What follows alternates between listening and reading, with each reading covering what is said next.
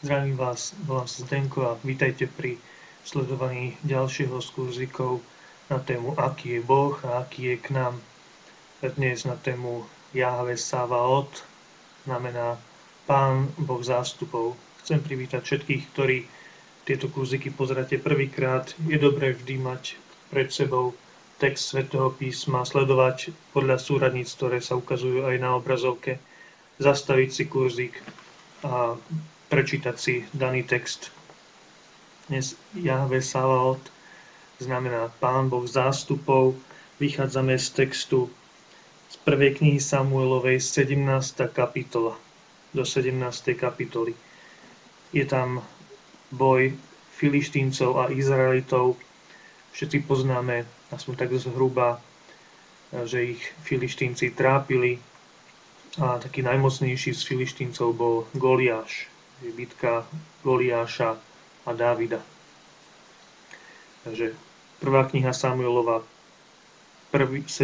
kapitola, 1. až 27. verš. Filištínci zhromaždili vojsko na boj, zoskupili sa v Sochu, ktoré je v Júdsku, a táborili medzi Sochom a Azekou. Šaul a izraelskí mužovia sa zhromaždili a táborili v Terebintovom údolí a zriadili sa do boja proti Filištíncom. Filištínci stáli na návrši z tejto a Izraeliti na návrši z tamtej strany. Medzi nimi bolo údolie. Tak si to vieme predstaviť. Idú dve vojská do boja a stoja v údolí. Nejaké údolie a na dvoch stranách sú rozostávané tie bojové družiny. Na jednej strane Izraeliti, na druhej Filištínci. A medzi nimi je údolie. A teraz, kým nastane tá bitka rozhodujúca, tak tam tak stoja, odhadujú možnosť svojej sily, chystajú taktiku, hecujú sa, povzbudzujú, provokujú jeden druhého. Aj budeme počuť presne. Najväčší čas bola dlhodobá provokácia. A 4. verš hovorí: tu z tábora Filištíncov vystúpil muž, prostredník, menom Goliáš z Gétu. Bol vysoký 6 lakťov a 1 piať. 6 lakťov a 1 piať, to je 3 metre. To bol obor. A Izraeliti v tej dobe, aj teraz tie blízkovýchodné národy sú nižšieho vzrastu, možno 1,60 m. Oproti 3-metrovému človeku, obrovi, boli jak drobci, jak mravčekovia. Na hlave mal kovovú prilbu, oblečený bol do šupinatého panciera. Váha jeho panciera bola 5000 šeklov kovu. To bolo 40, možno 42 kg. Len pancier mal 40 kg. Oproti tomu nejaký menší muž mal možno 50. Dávid, ak mal 42, tak bolo veľa. Na nohách mal kovové holene, na pleci kovový oštep. Rukoveď jeho kopie bola ako návoj, ostrie jeho kopie vážilo 600 šeklov železa. Pred ním kráčal jeho štítonož. Takže bol to obrovský muž, 3-metrový, mal helmu, mal štít, mal brnenie, mal na nohách chrániče, mal veľký meč, mal kopiu, ešte pred ním bol štítonož. Nepreniknutelný bojovník. Už k nemu bolo ťažko sa dostať. A kto sa k nemu dostal, tak bol v nebezpečí smrti okamžite. A tento muž prichádzal denne do toho údolia, vystupoval pred Izraelitov a hecoval ich. Vysmieval sa im, posmieval, až rúhal. Naraz počujme. Zastal si a volal na izraelské šíky: prečo nastupujete do boja? Či som ja nie Filištínec a vy Šaulovi sluhovia? Vyberte si muža a nech zostúpi ku mne. Ak bude vládať bojovať so mnou a porazí ma, budeme vašimi sluhami, otrokmi. Ale ak ho premôžem a porazím ja, budete vy našimi sluhami, čiže otrokmi. A budete nám otročiť. Potom Filištínec povedal, 10. verš, dnes som sa posmieval izraelským šíkom, dajte mi muža, nech spolu bojujeme. Toto robil Goliáš, počujeme v 16. verši, 40 dní. 40 dní sa približoval ráno i večer do toho údolia, provokoval, vysmieval sa, rúhal sa Izraelitom a ich Bohu, pretože ich preklínal svojimi bohmi.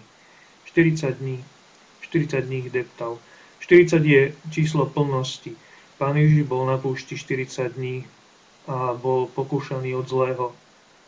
40 je plnosť, ale aj zlo má svoju plnosť a treba povedať dosť. Už pretiekol kalich trpezlivosti.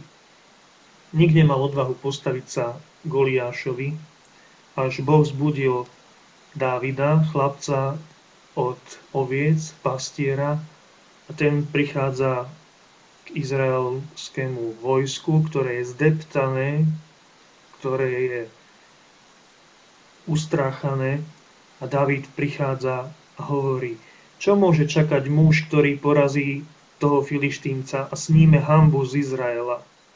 26. verš.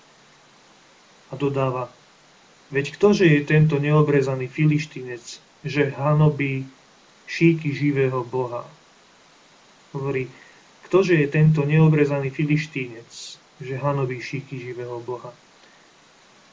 Aj chlapi, pokiaľ sa začnú byť, najprv si vynadajú. Filištínec, Goliáš sa posmieval, provokoval, nadával. A Dávid, zdá sa, že mu vracia tú nadávku. Hovorí, ktože je tento neobrezaný Filištínec. A to nie je len nadávka, to je vyznanie viery. Hovorí, tento obor, tento Filištínec nie je v zmluve s Bohom. Je neobrezaný. A hanobí šíky živého Boha. My, hovorí, my sme v zmluve s Bohom. My máme obriezku. S nami je Boh. S ním nie. On prehrá, lebo sa rúhal, lebo je pyšný, lebo sa povyšoval. A tým vzbudil vieru aj u ostatných izraelských mužov. Hovorí, kto ho porazí? A čo dostane ten, ktorý ho porazí? Počujeme, že Šaul, král, chce dať Dávidovi, keď vidí, že je odvážny, jeho zbroj, jeho meč a štít. A Dávid to nedokáže uniesť, keď ho do toho oblečú a vraví, nie, nepôjdem v sile tohto meča a brnenia, pôjdem v sile Pána. Vyzliekol si tie veci zo seba, vzal si svoju palicu, z potoka vybral 5 hladkých kameňov a vložil ich do pastierskej kapsy. A s prakom v ruke sa približoval k Filištíncovi. Keď ho Goliáš zbadal, zase sa mu začal posmievať. Iba chlapec, ryšavý, hovorí, ideš na mňa ako na psa so svojou palicou, a preklínal Dávida svojimi bohmi, hovorí 43. verš. Preklínal Dávida svojimi bohmi. A hovorí mu, poď, dám tvoje telo nebeským vtákom, polnej zvery. Ale Dávid povedal Filištíncovi, ty ideš proti mne s mečom, kopijou a oštepom, ja však idem proti tebe v mene Jahve Savaot. Ja však idem proti tebe v mene Pána zástupov, Boha izraelských šíkov, ktorého si hanobil. A dnešného dňa ťa Pán vydá do mojej ruky. Zrazím ťa, otnem ti hlavu a mŕtvoly tábora Filištíncov dám dnes nebeským vtákom a zemskej zveri a dozvie sa celá zem, že Izrael má Boha. Dozvie sa celý tento zástup, že Pán nevyslobodzuje pomocou meča a kopie, veď vojna patrí Pánovi a vydá vás do našich rúk. Filištínec vykročil smerom k Dávidovi a Dávid sa ešte viac rozbehol sa voči obrovi. vytiahol kamienok, dal do praku, roztočil prakom, presne ho trafil tu do čela. Ten, ktorý mal brnenie, helmu, zbrojnoša, štít, meč, dostal kamienok priamo do čela. Z toho vyplýva, čím väčší obor, tým väčší terč na zásah. Dávid ho zabil jednoduchým kamienkom, ten sa zvalil na zem, Dávid mu odsekol hlavu. Rozbehli sa proti ním ostatní Izraeliti, pretože Filištínci zrazu boli šoknutí z toho, čo videli. Náš najväčší bojovník, náš obor, náš neporaziteľný muž, náš Goliáš, zomrel rukou jednoduchého chlapca, odsekol mu hlavu vlastným mečom. A Izraeliti prenasledujú Filištíncov až do noci, až po brány Akaronu, až do Gétu, odkiaľ boli. Ešte roky trvalo, kým pobili všetkých Filištíncov. Goliáš mal ďalších 4 bratov. Jeden z jeho bratov bol taký obor, že nemal 5 prstov na ruke, ale 6. Aj na druhej, aj na nohách. Čiže 24 prstov.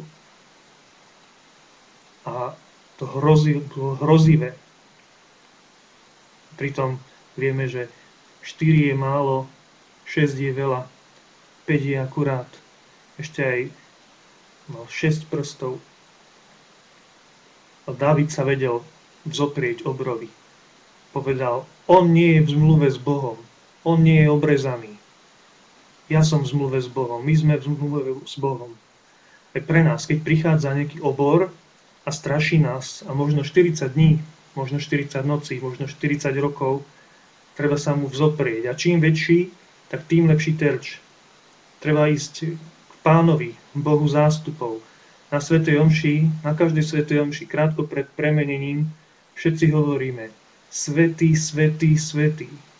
Pán Boh zástupov. Hovoríme Pán Boh všetkých svetov, to je náš preklad liturgický, ale to znamená Pán Boh zástupov, Jahve Saval. Plné je nebo i zem tvojej slávy. Hosana na výsostiach. My vzývame Pána zástupov a jeho je víťazstvo, jeho je bitka, jeho je víťazstvo, jeho je moc. Nech každého jedného z nás posilní Boh, Pán Boh zástupov. Nech nám ukáže